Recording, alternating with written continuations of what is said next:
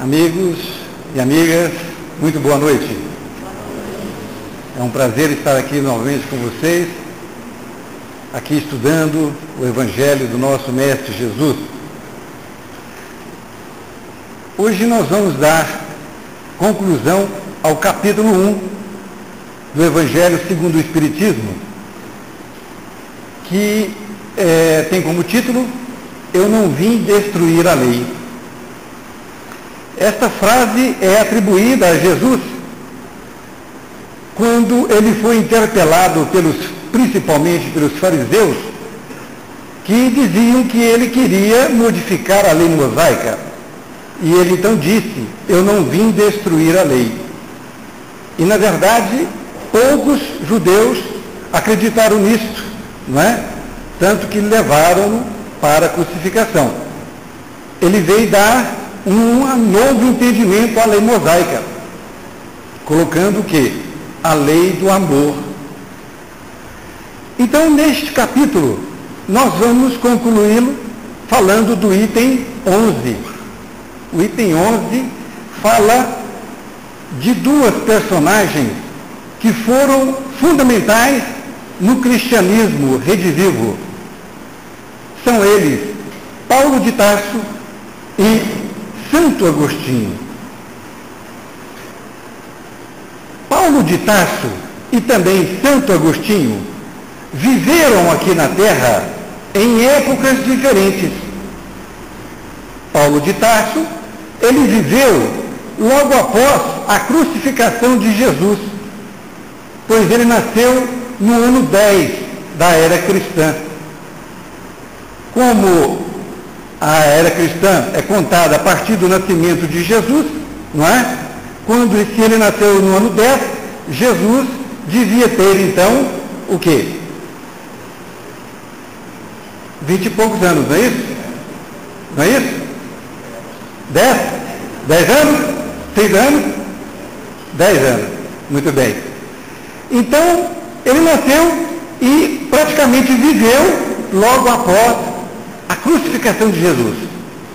Muito bem. E Santo Agostinho? Santo Agostinho, ele viveu em torno de 360 anos da era cristã. Porém, meus amigos,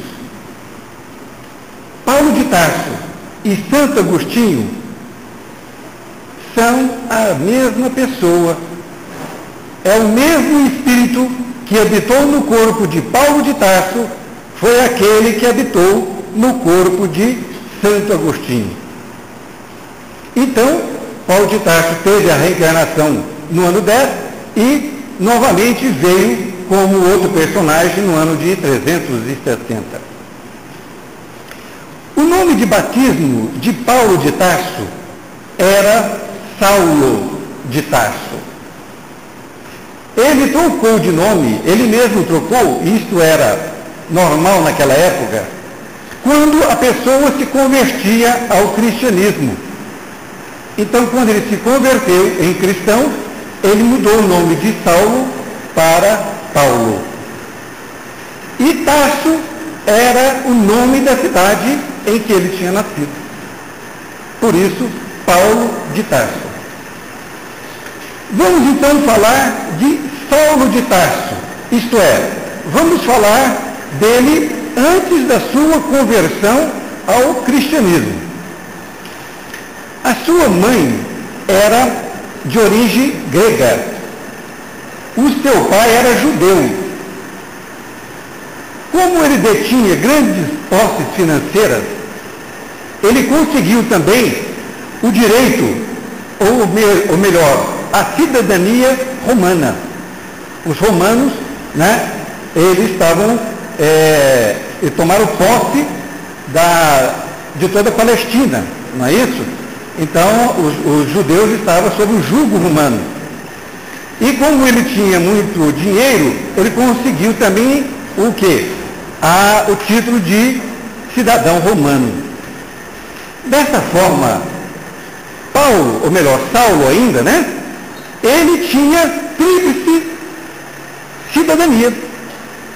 Ele tinha a cidadania grega, pela mãe, a cidadania romana pelo pai que tinha conseguido e também a judaica pela qual ele era nascido. Então ele tinha as três vantagens. A origem grega, ele estudou a origem grega, os estudos foram gregos. Então ele tinha muita sapiência nesse sentido.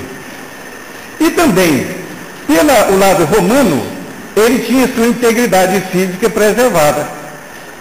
Porque quem era cidadão romano tinha as suas vantagens.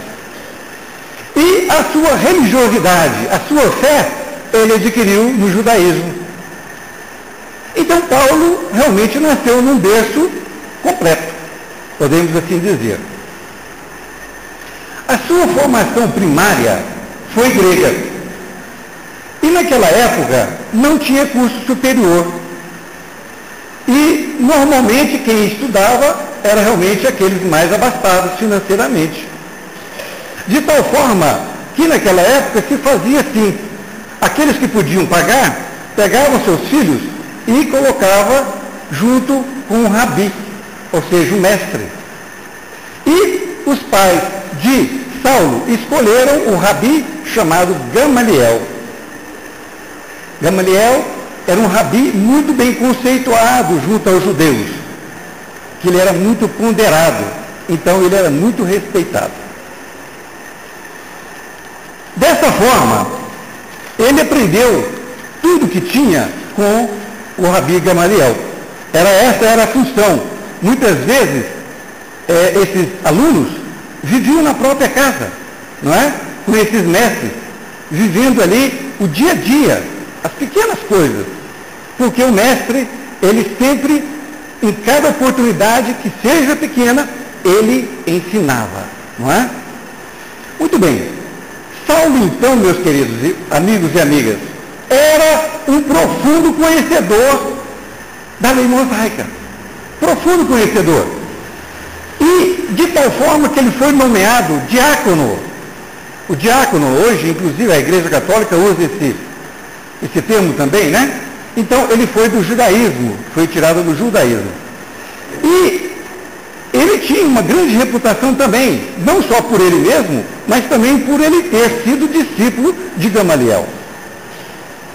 Muito bem. Ele defendia com unhas e dentes o judaísmo, ou a lei mosaica. De certa forma, naquela época, o cristianismo estava evoluindo assustadoramente. De tal forma que os rabinos estavam assustados, porque o cristianismo estava evoluindo com uma velocidade espantosa. Então, como Saulo era um defensor ferrenho da lei mosaica, eles deram uma missão para ele. Por quê? Antes dele ter essa missão, para vocês terem ideia do quanto ele era ferrenho, ele participou de um julgamento de um líder cristão de nome Estevão, que naquela época estava já arrebanhando mais e mais cristãos, mais pessoas para o cristianismo. E foi apedrejado em praça pública esse Estevão. E Saulo de Tarso estava presente, ajudando naquele apedrejamento. Aquela era a forma que os judeus encontravam para realmente matar a pessoa. Era apedrejando. Assim como vocês lembram também, o adultério, né? O adultério também, eles matavam a mulher que fosse pega em adultério, apedrejando também, não é? Muito bem. Mas ele teve, então, uma missão. Essa missão foi ir até Damasco, uma cidade próxima de Jerusalém. E ele, então, teve essa missão para que ele prendesse um sujeito de nome Barnabé, que era um líder cristão que estava fazendo realmente acontecer na cidade de Damasco. E ele então saiu na companhia de 4 guardas, né, lá do Sinédrio, e foi até Damasco. Chegando quase à cidade de Damasco, Saulo de Tarso, então, é tombado por uma grande luz que vem a seus olhos e lhe ofusca de tal forma que ele cai ao chão. Ele cai ao chão e começa a perguntar: o que foi que aconteceu? O que aconteceu? Estava bem desnorteado. E uma voz lhe diz: Saulo, Saulo, por que me persegue? Naquele momento, ele pergunta: quem és, Senhor? E a voz responde: sou eu, Jesus. Por que me persegue? E Paulo, naquele momento, então, está completamente desnorteado, sem nada a enxergar, porque ele fica cego naquele momento. No meio da escuridão, Jesus lhe dá as últimas instruções para que ele chegue até Damasco. Saulo, então, é levado até a cidade de Damasco e lá fica 3 dias em jejum, orando, assim como Jesus lhe tinha dito como ficasse. O ponto-chave era a obediência. E vejam vocês que, com todo o seu orgulho, com todo o seu conhecimento, naquele momento, Saulo percebeu que estava diante de uma autoridade maior e que não restava outra coisa a ele do que obedecer. Um homem chamado Ananias apareceu a ele, Jesus. Ele disse que ele deveria encontrar Saulo para lá fazer-lhe um curativo. Mas Ananias disse: mestre, este homem é conhecido por todos nós.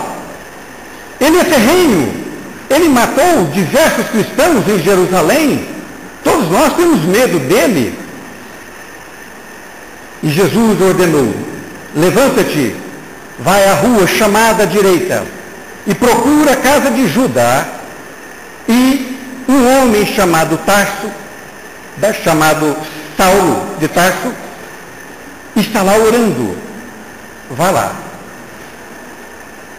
Jesus então ordenou que Ananias fosse até lá e impusesse as suas mãos e fizesse curativos nos seus olhos. Mas Ananias não estava ainda convencido, porque o medo era muito maior do que a aparição de Jesus, não é? Mas Jesus lhe disse: vai, porque este é para mim um vaso escolhido, para levar o meu nome perante os gentios e os reis e aos filhos de Israel. Após dito isso, então Ananias achou forças e foi até lá. E lá chegando, ele fez os curativos em Saulo de Tarso, que voltou a enxergar.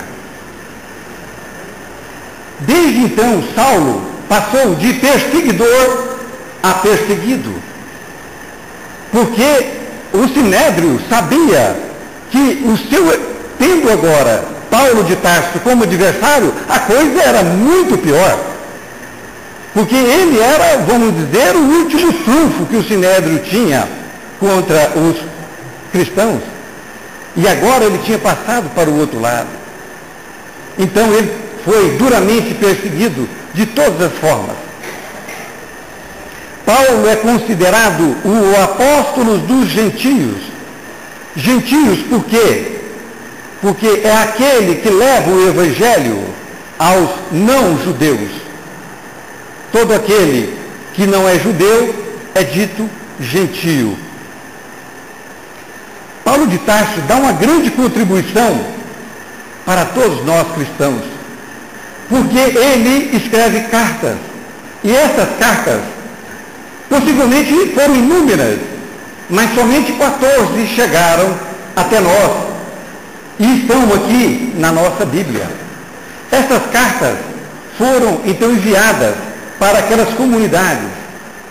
Então foram levadas para os romanos, para os coríntios, os gálatas, os efésios, filipenses, aos colossenses, aos tessalonicenses, aos hebreus. Então essas cartas foram de fundamental importância e estão aqui no Novo Testamento. Algumas passagens escritas por Paulo de Tarso. Tudo eu posso, mas nem tudo me convém. Vejam a grandeza dessa frase. Ele tinha a perfeita compreensão da lei de causa e efeito. Tudo eu posso fazer, mas nem tudo me convém.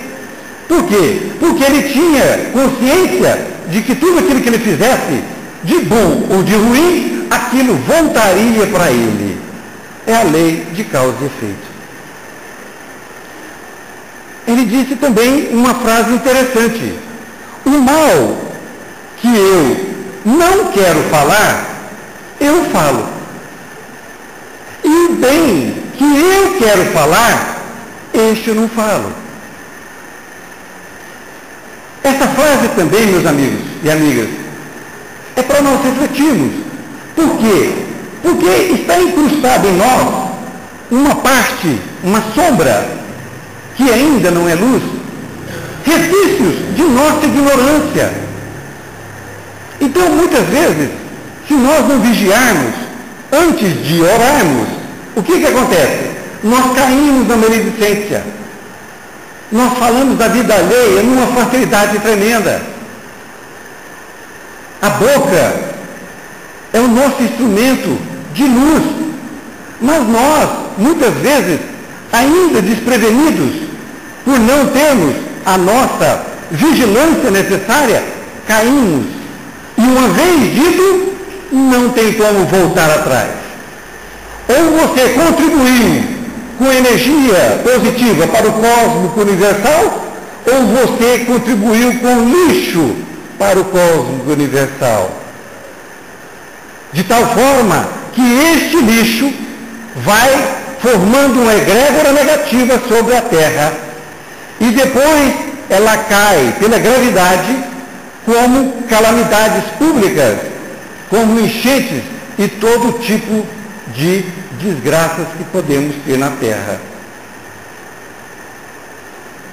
Essas calamidades que ocorrem não são devidas a castigos divinos, são oriundas de pensamentos, palavras e obras de nós mesmos e caem sobre aqueles que as emitiram. Mas voltando a Paulo, ele diz: porque não temos aqui uma cidade permanente, mas buscamos a futura. O que ele quis dizer? Que nós tínhamos que nos preocupar com a vida futura. Ele também já tinha compreensão da vida futura. E disse também: mas Deus não nos deu o espírito de temor, mas de fortaleza, amor e moderação. Olha que confiança no Evangelho. O temor é o medo. Ele disse: Deus não nos deu isso, Ele nos deu de fortaleza, para que nós pudéssemos então resolver todas as nossas questões, todos os nossos problemas, passar por todos os desafios, que nada mais são que oportunidades de crescimento. E disse também: antes sedes uns para com os outros benignos, e que nós pudéssemos então ser mais amorosos uns com os outros. Disse também: alimpai-vos, pois, do fermento velho, para que sejais uma nova massa. O fermento, ele cresce.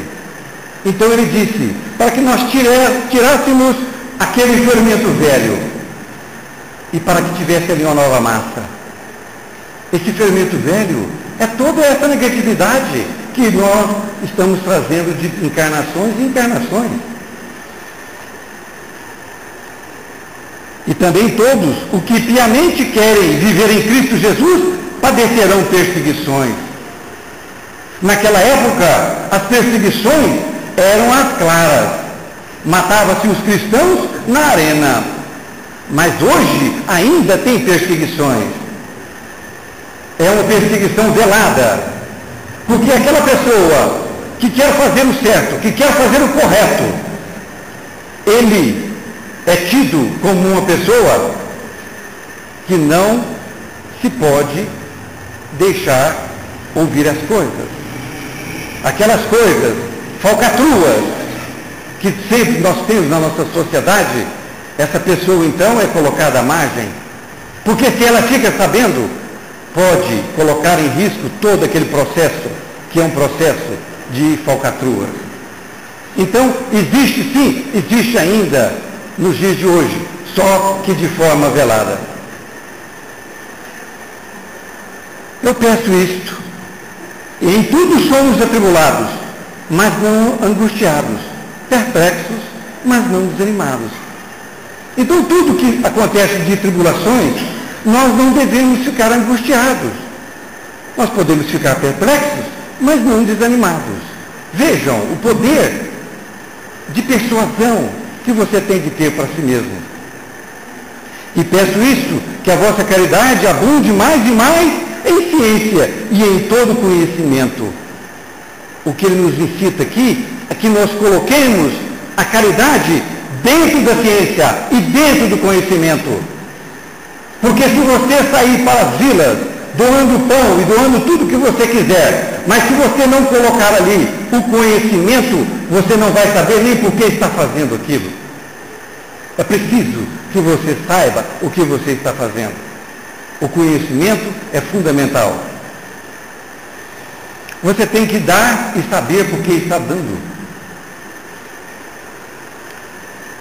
Santo Agostinho, o nome dele era Aurélio Agostinho. Ele nasceu ao norte da África. Voltamos a reafirmar. Esta é, então, a outra encarnação de Paulo de Tarso. O seu pai era pagão e sua mãe era muito religiosa, era muito cristã, de tal forma que ela veio a ser santificada pela igreja, tendo o nome depois de Santa Mônica. E ela teve muita influência no seu filho, muita influência. Agostinho também foi enviado para Cartago, que é uma outra cidade, para que ele pudesse estudar. Só que, em lá chegando, ele se desviou completamente dos estudos e partiu para a sensualidade. E, na sensualidade, ele conheceu uma seita de nome maniqueísmo. O maniqueísmo, ele dá valor tanto ao mal quanto ao bem. E ele, então, passou muito tempo sendo maniqueísta, nessa doutrina, melhor dizendo, né? Muito bem, só que a lei de causa e efeito, o chamamento vem. Então, após alguns anos, ele é cometido de doenças, não é? E também com problemas espirituais. Mais uma vez, vem a sua mãe e o ajuda. E ele então conhece a doutrina neoplatônica, que vem de Platão, que nós já falamos aqui. Então ele já inicia um novo caminho para o cristianismo. Então, mais tarde, ele já com a ajuda da mãe, ele vem a ser até bispo da Igreja Católica, se torna filósofo e teólogo, escrevendo diversos sermões importantes, como a Cidade de Deus, Confissões, onde ele descreve a sua vida antes da conversão ao cristianismo. Ele também escreve Conhecendo a Si Mesmo. Algumas frases que ele deixou como filósofo. Se dois amigos pedirem para você julgar uma disputa, não aceite. Você vai perder um amigo. E é fato, não é? Porém, se dois estranhos pedirem a mesma coisa, aceite, porque você vai ganhar um amigo. Olha que profundidade dessa frase. Normalmente, nós temos a tendência de julgar a contenda de dois amigos, é ou não é? E aí nós acabamos deixando de ter um amigo. E qual situação que nós somos convidados a julgar uma contenda de dois desconhecidos? Nunca. Somos? Não somos. Por quê? Porque ele não nos confia em nós. Somente o juiz, não é? O juiz do tribunal é que vai julgar. Então veja a profundidade. Aqui encerra exatamente o que Jesus disse: não julgueis. Mas o que a gente faz? A gente julga os dois amigos e fica do lado daquele que nós mais amamos. É ou não é? Não julgueis. Ele disse também: milagres não são contrários à natureza, mas apenas contrários ao que entendemos sobre natureza. Então nós não temos compreensão da verdadeira natureza. Então os milagres fazem parte da natureza. Por isso que quando Jesus ressuscitou Lázaro, ele não ressuscitou Lázaro. Lázaro estava adormecido com a doença de morte aparente, e Jesus sabia disso. Ele não foi contra a natureza. Todos os milagres que Jesus fez foram modificando o fluido cósmico universal para que ele pudesse ter uma modificação. E ele tinha conhecimento disso já naquela época. Hoje nós estamos aprendendo o fluido cósmico universal. E Santo Agostinho já tinha.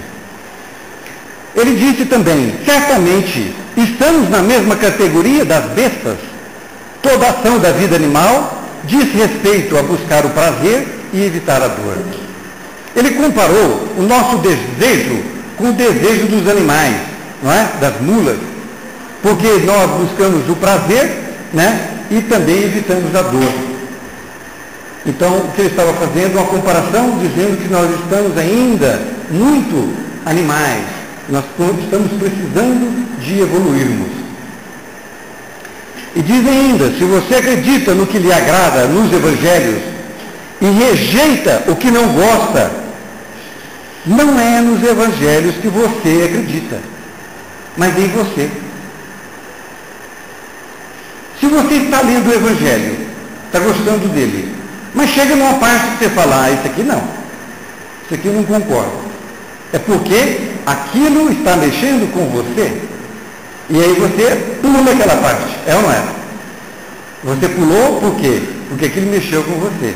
Então você não está crendo no Evangelho, está crendo em você mesmo. Ter fé é acreditar nas coisas que você não vê. A recompensa por essa fé é ver aquilo em que você acredita. Então ele disse que se você tiver fé, você está tendo fé no que você não acredita. Mas a partir do momento que você acredita, aquilo já aparece para você. Por quê? Porque a fé realmente faz acontecer tudo aquilo que você deseja. Jesus nos disse: se você tiver a fé como um grão de mostarda, você diz para a montanha: saia daqui para ali, e ela sai. É claro que foi figurativo, mas ele quis dar a dimensão entre a fé do tamanho da mostarda e o tamanho da montanha. A pessoa que tem caridade no coração tem sempre qualquer coisa para dar. Olha que coisa interessante. A confissão das más ações é o passo inicial para a prática das boas ações. E é verdade. Quando você confessa para si mesmo as suas más ações, você está passando para o lado das boas ações. Enquanto você achar que você é bom, que as suas mazelas são pequenas, não é? Quem tem defeito é o outro, aí você não está conhecendo a si mesmo. Mas a partir do momento que você toma ciência, consciência, não, nesse momento eu tive inveja, nesse momento eu tive o chamado olho gordo, né? Aí você começa a passar para outra fase. A verdadeira medida do amor é não ter medida. E é verdade. Me dá 1 litro de amor, Carolina? Não tem, né? O amor se dá sem barreiras. Se dá muito, não tem como dar pouco. É ilimitado, não é isso? Orgulho não é grandeza, mas inchaço. É o que está e o que está inchado parece grande, mas não é sadio. Muito bem. O Santo Agostinho, meus queridos, ele escreveu ainda a seguinte frase, naquela época, 360 anos atrás, depois de Cristo, né? De 360 anos. Eu estou persuadido de que minha mãe voltará a me visitar. A mãe dele tinha desencarnado. Eu estou persuadido de que minha mãe voltará a me visitar e me dar conselhos, revelando-me o que nos espera na vida futura. Eu estou persuadido. Eu tenho uma certeza absoluta disso. O Santo Agostinho, meus queridos, ele é um dos baluartes de divulgação da doutrina espírita. Ele aparece em todos os lugares e também é aquele que ajudou a igreja a fazer a sua sólida cristandade. Como nós vimos, o espírito de Paulo e de Santo Agostinho, então, era o mesmo. Paulo foi chamado às portas de Damasco. Santo Agostinho foi levado a ter doenças e problemas espirituais para que ele fizesse novamente o seu caminho. Porque ele estava desviando da sua rota. Esse foi o chamado de Santo Agostinho. O estudo que aqui relatamos é para que nós reflitamos sobre nós mesmos. Eu já fui chamado quantas vezes? É essa pergunta que nós temos que fazer para nós mesmos. Quantas vezes fui chamado? Quantas vezes a mais estarei protelando para que eu tenha novas atitudes? Porque se sabemos que a vida eterna existe, por que protelarmos cada vez mais amanhã, não é? Quando eu estiver velhinho, ou quando eu estiver isso, ou quando eu estiver aquilo. O dia é agora. O momento é agora. Analisemos as nossas condutas. Será que é necessário vir uma grande luz através de Jesus para nos cegar, para nos mostrar? Não é necessário. Naquela época, sim, Jesus precisava daqueles baluartes. Hoje não, com todo esse manancial, com a terceira revelação, o que mais precisamos? Não precisamos de mais nada. A história desse espírito, nos dois lugares, como Paulo e como Agostinho, foi de sofrimento, foi de dificuldades. E é isso mesmo, porque o sofrimento ainda é necessário para que nós possamos entender o porquê das coisas. Agora, uma vez tendo tido conhecimento e sabendo transferir esse conhecimento em ações do dia a dia, nós deixamos de sofrer e passamos a ser mais felizes, porque estaremos conscientes com a nossa própria consciência. Jesus os abençoe. Muito obrigado pela tolerância de todos vocês.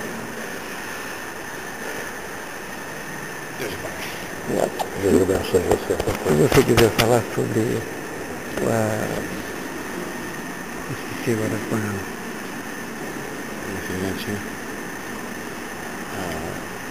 Esqueci o nome. Fica à vontade. Não, não. Fica. Irmãos queridos, ficou bem clara a intenção do nosso companheiro Lúcio de fechar encerrar esse primeiro capítulo sobre o Evangelho Espírito de Estudo do Evangelho, onde nos mostra claramente a necessidade que nós temos de conhecer a vida de Jesus, de saber o que ele veio fazer ao mundo e como ele agiu naquele momento, para que a nossa fé passe a ser uma fé raciocinada, jamais imposta, jamais a fé estabelecida pelo medo, jamais temer a Deus no sentido da palavra temor, porque Deus é amor.